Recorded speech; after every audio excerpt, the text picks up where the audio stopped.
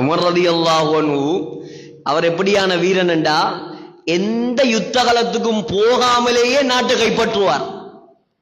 அவனோட ஆட்சியில 7 மண்டா ஒரு வரலாறை காட்டுங்க. உமர் ரலியல்லாஹு அன்ஹு யுத்தத்துக்கு போன வரலாறு. மதீனால தான் இருப்பார். மதீனாவுல இருந்து படைகளை வழி நடத்துவார். மதீனால தான் இருப்பார். மதீனாவுல இருந்து ஈரானுக்கு சிக்னல் கொடுப்பார். எதால? போனால, வாட்ஸ்அப்பால, வைபரால, பேஸ்புக்கால, டெக்னாலஜியால, அல்லாஹ்வோட தொடர்பால. இன்னைக்கு முஸ்லிம்களுக்கு தேவை சகோதரர்களே, வாலிபர்களுக்கு தேவை சகோதரர்களே, டெக்னாலஜி அல்ல.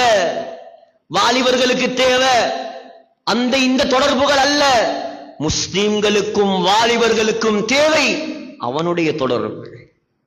அவன் வேணும் நமக்கு, வேற யாரும் தேவையில்லை நமக்கு. மனைவி முக்கியமா? அவன் முக்கியமா? அல்லாஹ் முக்கியமா? பெற்றவர் முக்கியமா? நண்பர்கள் முக்கியமா? அல்லாஹ் முக்கியமா? தெளிவா சொல்லுங்க, அல்லாஹ் தான் முக்கியம், வேற யாரும் முக்கியம் இல்ல. இப்படி வாழ்ந்து பாருங்க, அல்லாஹ் உங்களை வாழ வைப்பான். அல்லாஹ் வாழ வைப்பான்.